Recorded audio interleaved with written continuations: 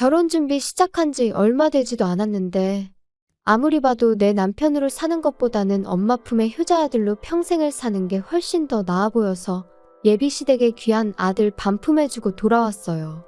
저런 사람이 내 시어머니가 된다는 생각만 하면 소름이 다 돋을 정도였는데 중간 역할은커녕 엄마 말에 거역 못하고 엄마 말만 철썩 믿고 따르는 남자친구 보니 결정을 내리는 게 어렵지는 않았습니다.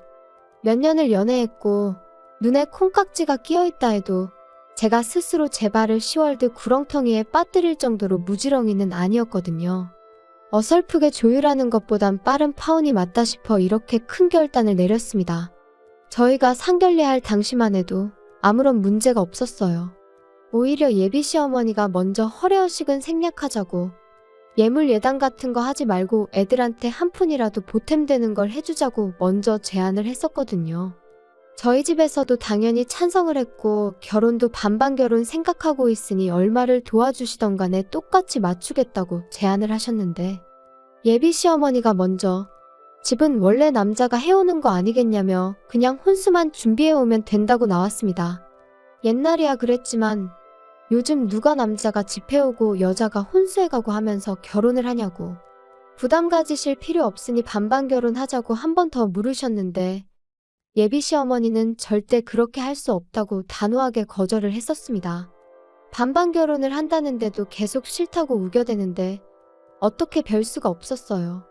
그래서 혼수 비용에 결혼식 비용, 신혼여행비까지 전부 저희 집에서 다 하겠다 말하고 그렇게 이야기를 정리했습니다. 친구들은 요즘 그런 시어머니가 어디 있냐며 저보고 전생에 나라를 구했냐느니 어쨌다느니 소리를 하면서 부러워했어요. 다들 부럽다 부럽다 하니까 저도 처음에는 좋은 시댁 만났구나 막연하게 그렇게 생각하고 있었죠. 그런데 그 해준다던 신혼집이 제가 생각했던 것과는 많이 달랐습니다. 집을 해준다니까 뭐 강남에 몇십억 하는 아파트를 들어가야겠다 그런 욕심을 부렸던 건 절대 아니었어요. 다만 신혼집의 위치라든지 그런 것들에 있어서 당연히 그 집에서 살아갈 저희에게 선택권이 있는 건 줄 알았거든요. 그런데 그런 게 아니었어요. 집은 이미 상견례, 아니 저랑 남자친구 결혼 이야기 처음 오가기 시작했을 때부터 구해져 있던 거나 마찬가지인 상황이었죠. 집을 해준다고 했지만 애초에 매매로 집을 해주는 게 아니었습니다. 전세로 들어가는 거였고 집주인은 다른 사람이 아닌 예비 시어머니의 친언니, 그러니까 예비 시이모님이었습니다. 남자친구네 이모가 누군가에게 전세를 주고 있던 집이었는데 그쪽 지역이 재개발 호재가 생기면서 전세 가격이 많이 올랐다고 하더라고요. 그런데 그 집에 먼저 살고 계시던 분이 오를 만큼 오른 전세금을 감당하지 못해 재계약을 못하고 나가게 되었는데 예비 시이모라는 그분이 욕심을 부렸는지 그 사람이 나간 뒤로 계속 빈집으로 놀리고 있었다고 하더라고요. 그런데 마침 저희 결혼 이야기가 오가기 시작했던 거고 예비 시어머니가 그 집에 전세를 얻어 저희 신혼집을 해주겠다는 소리였던 거예요. 애초에 반반 결혼이 성립이 안 되었던 건 전세금을 예비 시어머니가 해주는 거긴 하지만 결과적으로는 돌려받아갈 돈이니 저희한테 땡전 한 푼 안 도와주는 거나 마찬가지였던 거죠. 그래도 집을 싸게 얻는 게 어디냐 하고 집 구경을 갔는데 집의 상태가 아주 처참했습니다. 집이 좋아서 살기 좋은 동네라서 집값이 오른 게 아니고 그냥 동네가 싸그리 환골탈퇴한다는 재개발 호재 때문에 집값이 올랐던 그저 썩어빠진 오래된 아파트였었어요.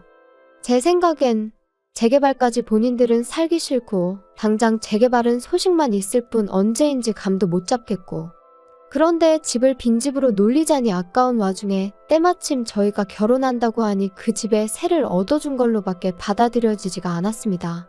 크기도 끼케야 14평 정도 돼 보이고 얼마나 오래된 아파트인지 엘리베이터도 없는 그런 아파트였어요. 단 한 가지 마음에 들었던 건 회사 출퇴근하는 버스가 집 앞으로 다닌다는 사실이었죠. 출근하는 것만큼은 편하겠더라고요. 그래도 당장 큰돈 아끼는 게 어디냐. 집에 들어가는 돈 신경 안 쓰고 살아도 되게 된 만큼 열심히 모아서 좋은 집으로 이사 나가자 그런 생각이었죠. 저희 부모님이 저희 신혼집이라고 사진 찍어 놓은 거 몇 개 보여드렸더니 완전 사기당한 기분이라고 하시더라고요. 반반하자는데 한사코 거절했던 게 저런 꿍꿍이가 있었던 거였냐고요. 그때만 해도 저는 저희 부모님을 설득했어요. 좋은 점만 보자고요. 집도 오래되고 평수도 작으니까 혼수도 대충 가성비 제품으로 채워놓고 이사갈 때 새로 구하면 되는 거 아니겠냐고요. 어쨌든 덕분에 한동안 내야 할 대출이자 아꼈다고 치면 반반 결혼하는 거나 마찬가지 아니겠냐고 그렇게 부모님을 설득했어요. 그런데 하루는 남자친구가 저한테 종이 한 장을 건네주더라고요. 이게 뭐냐고 물었더니 남자친구도 자기도 자세히 안 봐서 잘 모르겠는데 엄마가 혼수 리스트라고 적어준 거라고 하더군요. 남자친구 보내고 나서 집에 돌아와 그때가 돼서야 적어준 혼수 리스트를 체크해봤습니다. 그런데 적혀있는 혼수 리스트가 아주 가관이더군요. 일단 브랜드가 전부 국내 굴지의 대기업 제품들밖에 없었어요. 모델명에 색깔까지 자세하게도 적어줬는데 인터넷 찾아봤더니 심지어 두 브랜드에서도 제일 비싼 최고급 라인의 제품들이더군요. 조금 어이가 없었어요. 집은 언제부터 관리를 안 했던 건지 벽지도 다 누렇게 떠있고 바닥 장판도 여기저기 찢어진 곳 투성이에 심지어 요즘은 보기도 힘들다는 그 전통 한지 모양 장판이었거든요. 보아하니 리모델링을 해줄 리는 만무했고 저희 돈으로 대충 도배랑 장판만 할 계획이었는데 아무리 도배 장판을 새로 한다고 해도 샤시도 오래된 알루미늄재 샤시인데 그런 집에 가정가구만 최고급 최신형을 써야 할 이유가 하나도 없잖아요? 가정가구가 최고급 최신형이라고 썩은 집이 좋은 집이 되는 건 아니니까요. 어차피 열심히 모아서 이사갈 계획이 있긴 했지만 그때 가서 좋은 가전 좋은 가구 맞춰서 놓고 싶지 미리 사둔다고 생각하는 건 방법 축에도 들지 못했죠. 그때 가면 또 그때 돼서 최신형 최고급 제품이 따로 있을 텐데 미리부터 사서 썩은 집에 가정가구 모셔두는 게 무슨 의미가 있었겠나요? 끝까지 읽어보니 별게 다 들어가 있더라고요. 하도 오래된 구축이라 방음은 잘 되게 하겠다만 14평 집에 75인치짜리 TV는 왜 필요하고 홈시어터랑 안마의자는 또 왜 필요한지 싶었습니다. 애초에 저희가 TV를 그렇게 챙겨보는 스타일도 아니고 안마의자도 있으면야 편하긴 하겠지만 솔직히 저희 나이에 안마의자가 벌써부터 필요한가 싶기도 하고 거실이라고 저희 둘바닥에 누우면 꽉 차는 느낌인데 거기에 그런 초대형 TV에 음향 시스템까지 갖춰놓고 안마의자까지 놓는 생각을 하니 들어는 갈란지 발 디딜 틈이라도 있을런지 감도 안 잡히더군요. 방이 2개이긴 했는데 워낙에 좁은 평수였다 보니 거실이 더 좁아지는 구조였거든요. 애초에 그 커다란 TV가 아파트 중앙현관을 지나서 저희 집에 들어가기나 할까 싶더라고요. 아무리 봐도 이해가 안 돼서 일단 남자친구한테 먼저 전화를 했죠. 어머님이 적어준 혼수리스트 봤냐고 물었더니 엄마가 적어준 거고 자기는 안 봤다고 대답하더라고요. 그래서 제가 사진 찍어서 보내줄 테니 한번 봐보라고 했습니다. 그런데 남자친구는 우리 엄마가 적어서 보내준 건데 어련히 알아서 잘하지 않았겠냐며 피곤하다고 그냥 전화를 끊어버리더라고요. 지네 엄마가 결혼하는 것도 아니고 지가 결혼하는 건데 어떻게 저렇게 무관심할 수가 있나 싶었고 어이가 없었죠. 하지만 차라리 이게 낫겠다 싶었어요. 괜히 중간에 남자친구 껴서 예비 시어머니랑 의견 조율하는 것보다 제가 직접 전화해서 이야기하는 게 훨씬 좋겠다 싶었으니 말이죠. 그때가 이미 저녁 늦은 시간이었어서 생각난 김에 바로 전화하고 싶었지만 매너가 아닌 것 같아 다음 날까지 기다렸다 회사 점심시간 활용해서 예비 시어머니한테 전화를 걸었습니다. 그런데 전화는 안 받고 톡으로 왜 전화했냐는 답장이 오더라고요. 예비 시어머니가 전화 받기 조금 난감한 상황인가 싶어서 그냥 저도 기다릴 것 없이 톡으로 물어봤어요. 혼수 리스트 적어준 거 보니 이해가 안 되는 점이 많아서 연락드린다고요. 일단 그런 최신형 대형 가정가구를 넣기엔 집이 많이 좁은 편인 것 같다고요. 그런데 예비 시어머니는 요즘 혼수해 오면 다들 기본적으로 그 정도는 해온다던데 그런 것도 모르냐며 오히려 역으로 저한테 물어보더라고요. 저는 그저 혼수는 집에 맞게 무리하지 않는 편에서 제가 알아서 정하고 싶다고 그래서 물어본 거라고 대답했는데 예비 시어머니는 얼마짜리 집을 해주는데 그까짓 혼수 얼마나 된다고 그것도 못 해오겠다고 이러느냐고 말하더군요. 제가 못 해가겠다고 하는 소리가 아니라 집에 안 어울려서 그러는 거라고 다시 설명을 했지만 남들 다 해가는 만큼만 적은 거니 앓는 소리 하지 말고 하나도 빠짐없이 다 하라고 하더라고요. 그 이후에는 톡을 보내도 읽고 무시하는 식이었어요. 곰곰이 생각해봐도 이건 아니다 싶더라고요. 솔직히 막말로 집도 말이 해준다는 거지. 남의 집 빌려다가 당분간 저희들 살게 해주는 거잖아요. 저희 사는 중에 만에 하나 재개발이 시작되면 뭐 분양권을 저희한테 넘겨줄 것도 아니고 그렇다고 저희 앞으로 그 돈을 주기로 한 것도 아닌데 사실상 동거래는 예비 시어머니와 한가족인 예비 시이모님 두 분 사이에만 오간 거지 제가 땡전 한 푼 받은 게 없는 거나 마찬가지였잖아요. 그런데 예비 시어머니 욕심에 집에 어울리지도 않는 혼수를 해오는 것도 말이 안 된다 싶어서 그냥 저도 제 뜻대로 밀어붙이기로 했습니다. 혹시나 또 집 해주는데 어쩌고 하면서 뭐라고 하면 제가 생각한 거 그대로 한마디 되갚아주려고요. 시어머니가 적어놓은 혼수 목록이 대충 계산만 해봐도 5천만 원이 훌쩍 넘었거든요. 제가 인터넷 뒤져가며 이것저것 찾아서 가성비 제품들로 구성해봤더니 그 코딱지만한 집 채우는데 500만 원이면 충분하겠더라고요.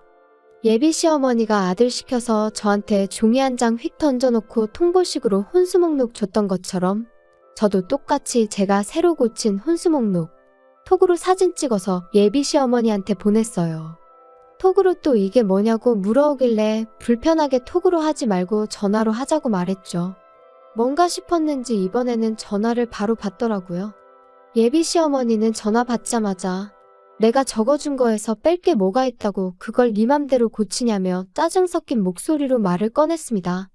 제가 보니 빼고 고치고 할 게 한두 가지가 아니라서 다 고쳤다고 이유도 다 설명드리겠다고 말씀드렸죠.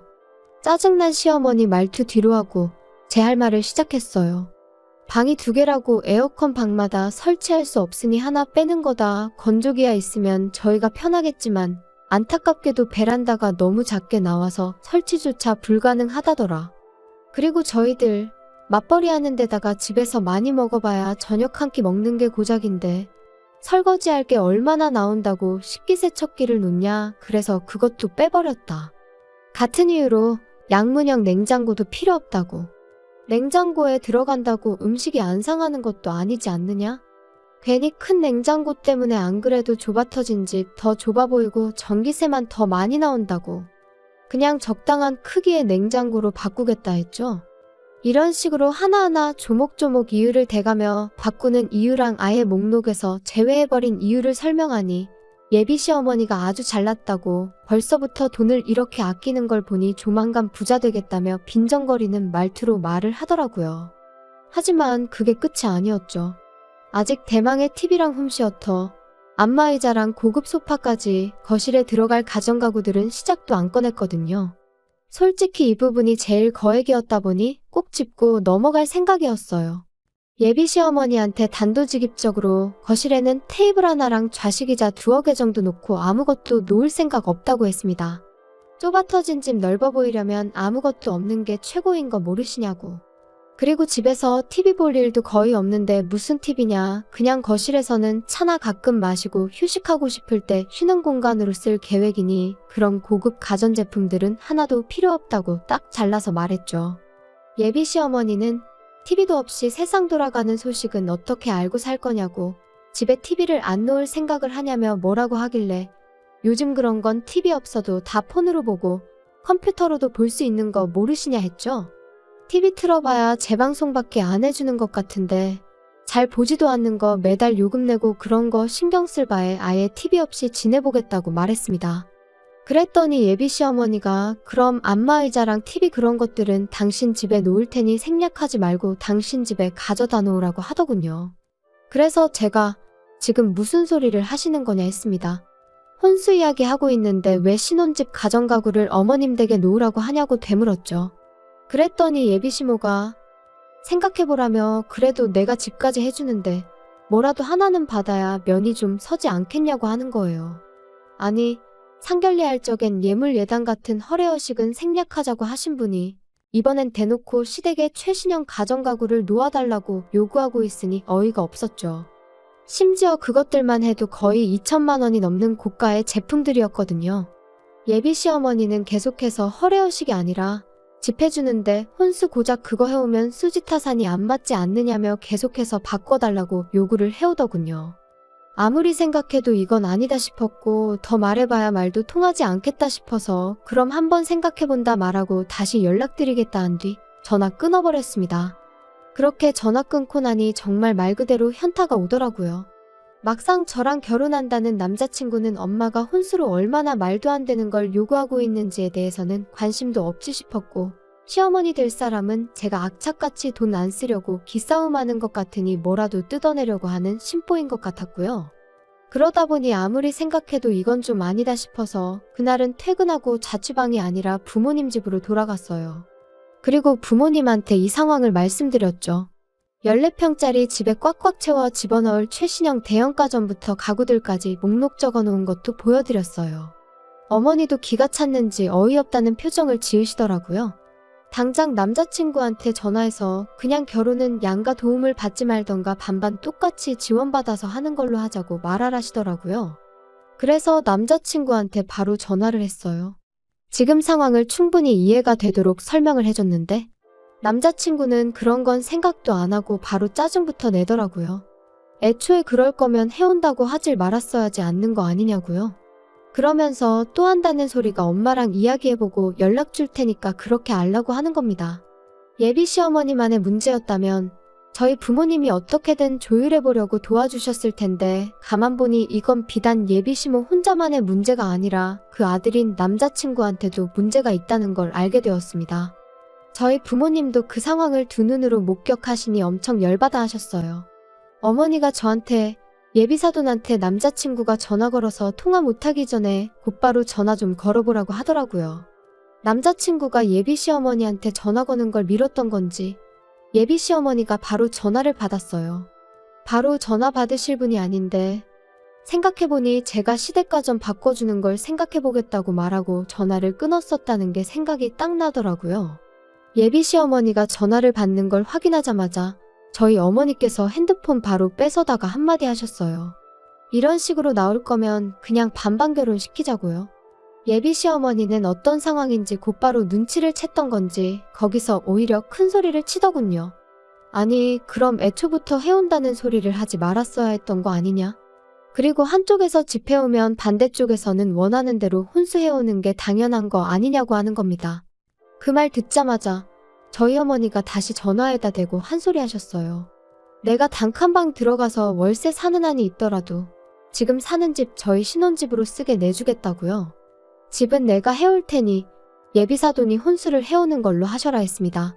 다 쓰러져가는 14평 쓰레기 아파트 가지고 혼수 5천만 원치 받으려고 했나 본데 우리 집은 당신 언니가 가지고 있다는 그 잘난 집보다 평수도 크고 집값도 훨씬 더 받는 거 알고 계시냐고.